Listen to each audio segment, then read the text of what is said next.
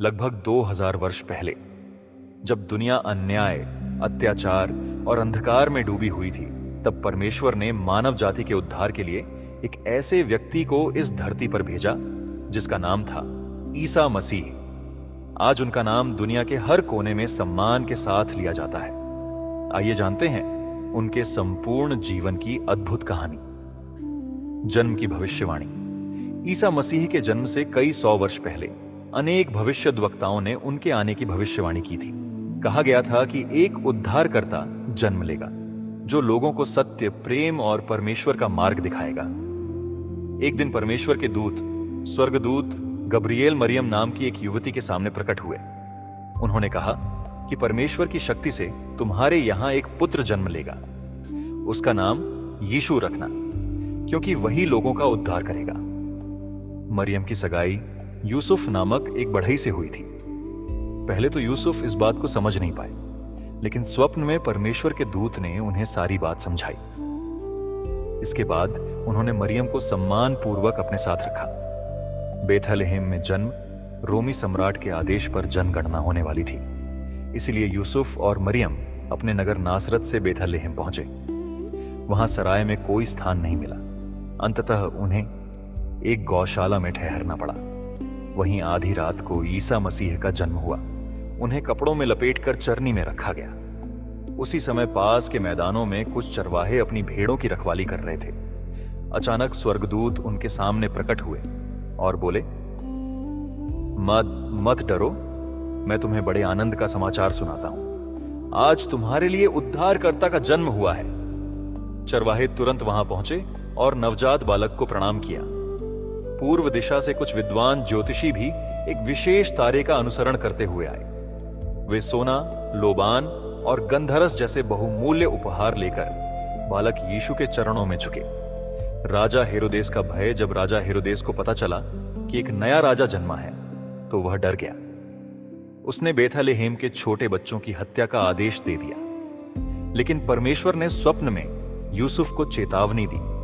वे मरियम और बालक यीशु को लेकर मिस्र चले गए। हेरोदेस की मृत्यु के बाद वे वापस नासरत लौट आए। बचपन और युवावस्था यीशु बचपन से ही अत्यंत बुद्धिमान और शांत स्वभाव के थे। 12 वर्ष की आयु में वे यरूशलेम के मंदिर गए। वहां धर्मगुरु उनकी बुद्धि और उत्तरों को सुनकर आश्चर्यचकित रह गए। इसके बाद लगभग 18 वर्षों तक उन्होंने साधारण जीवन बिताया। वे अपने पिता यूसुफ के साथ बढ़ई का कार्य करते रहे। बपतिस्मा और सार्वजनिक जीवन। लगभग 30 वर्ष की आयु में यीशु यरदन नदी पर पहुंचे, जहां यूहन्ना बपतिस्मा देने वाला लोगों को पश्चाताप का संदेश दे रहा था। यूहन्ना ने यीशु को बपतिस्मा दिया। उसी समय आकाश खुला, पवित्र आत्मा कबूतर के समान उन पर उतरा और स्वर्ग से वाणी आई, यह मेरा प्रिय पुत्र है जिससे मैं अत्यंत प्रसन्न हूं। इसके बाद यीशु 40 दिन तक जंगल में रहे। वहां उन्होंने उपवास किया और शैतान की परीक्षाओं का सामना किया, लेकिन हर परीक्षा में सत्य और परमेश्वर के वचन के द्वारा विजयी हुए। चेलों का चयन यीशु ने 12 शिष्यों को चुना। इनमें पतरस, अंद्रयास, याकूब, यूहन्ना, फिलिप्पुस, बर्तुलमै, थोमा, मत्ती, शमौन, यहूदा तद्देय, याकूब और यहूदा इस्करियोती शामिल थे। उन्होंने इन लोगों को प्रेम, सेवा और सत्य का मार्ग सिखाया। चमत्कार। यीशु ने अनेक चमत्कार किए। उन्होंने बीमारों को चंगा किया, अंधों को दृष्टि मिली, लंगड़े चलने लगे, कोढ़ी शुद्ध हुए, बहरे सुनने लगे। एक अवसर पर केवल 5 रोटियों और 2 मछलियों से 5000 से अधिक लोगों को भोजन कराया। उन्होंने समुद्र के तूफान को शांत किया। वे पानी पर चले। उन्होंने कई मृत लोगों को जीवित किया, जिनमें लाजर सबसे प्रसिद्ध है। इन चमत्कारों का उद्देश्य केवल आश्चर्य पैदा करना नहीं था, बल्कि लोगों को परमेश्वर की सामर्थ्य और प्रेम का अनुभव कराना था। महान उपदेश यीशु का सबसे प्रसिद्ध संदेश था, अपने पड़ोसी से वैसे ही प्रेम करो जैसे तुम स्वयं से करते हो। उन्होंने सिखाया, धन्य है दयालु, धन्य है नम्र, धन्य है मेल कराने वाले। अपने शत्रुओं से भी प्रेम करो, जो तुम्हें सताते हैं उनके लिए भी प्रार्थना करो। उन्होंने बताया कि परमेश्वर बाहरी दिखावे से अधिक मन की पवित्रता को देखता है। विरोध जैसे जैसे यीशु की लोकप्रियता बढ़ी, कई धार्मिक नेताओं को यह अच्छा नहीं लगा।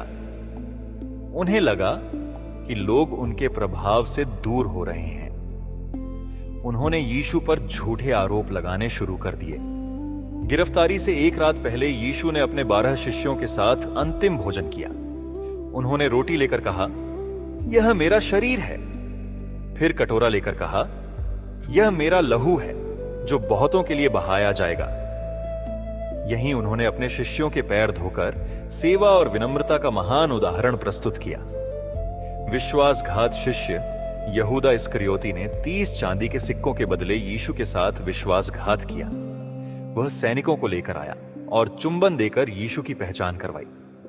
यीशु को गिरफ्तार कर लिया गया। मुकदमा यीशु पर झूठे आरोप लगाए गए। उन्हें रोमी राज्यपाल पीलातुस के सामने लाया गया। पीलातुस को उनमें कोई दोष नहीं मिला। फिर भी भीड़ के दबाव में उसने उन्हें क्रूस पर चढ़ाने की अनुमति दे दी। क्रूस पर बलिदान यीशु को कोड़े लगाए गए। उनके सिर पर कांटों का मुकुट रखा गया। उन्हें अपना क्रूस उठाकर गोलगोथा तक जाना पड़ा। वहां उन्हें क्रूस पर कीलों से ठोक दिया गया। क्रूस पर भी उन्होंने कहा, हे पिता, इन्हें क्षमा कर, क्योंकि ये नहीं जानते कि ये क्या कर रहे हैं। कुछ घंटों बाद उन्होंने अपना प्राण त्याग दिया। उनकी मृत्यु के समय धरती कांपी और मंदिर का पर्दा ऊपर से नीचे तक फट गया। दफनाया जाना अरिमथिया के यूसुफ ने उनका शरीर लिया। उन्हें एक नई कब्र में रखा गया। कब्र के सामने बड़ा पत्थर लुढ़का दिया गया और पहरेदार नियुक्त किए गए। पुनरुत्थान तीसरे दिन सुबह कुछ महिलाएं कब्र पर पहुंची। उन्होंने देखा कि पत्थर हट चुका है। स्वर्गदूत ने कहा, वे यहां नहीं हैं, वे जीवित हो उठे हैं। इसके बाद यीशु अनेक शिष्यों और सैकड़ों लोगों को दिखाई दिए। उन्होंने अपने शिष्यों को पूरी दुनिया में प्रेम, क्षमा और परमेश्वर का संदेश फैलाने का आदेश दिया। स्वर्गारोहण 40 दिन बाद यीशु अपने शिष्यों के साथ जैतून पर्वत पर गए। वहां उन्होंने उन्हें आशीर्वाद दिया। फिर वे स्वर्ग में उठा लिए गए। शिष्यों ने उन्हें बादलों में विलीन होते देखा। स्वर्गदूतों ने कहा, जिस प्रकार वे स्वर्ग गए हैं, उसी प्रकार एक दिन फिर लौटेंगे। निष्कर्ष, ईसा मसीह का जीवन प्रेम, क्षमा, दया और सत्य का संदेश देता है। उन्होंने अपने जीवन से सिखाया कि घृणा पर प्रेम, बदले पर क्षमा और अहंकार पर विनम्रता की विजय होती है। आज भी दुनिया भर में करोड़ों लोग उनके जीवन और शिक्षाओं से प्रेरणा लेते हैं। यही थी ईसा मसीह के संपूर्ण जीवन की प्रेरणादायक कहानी। यदि यह कथा आपको ज्ञानवर्धक लगी हो तो इसे दूसरों के साथ भी साझा करें।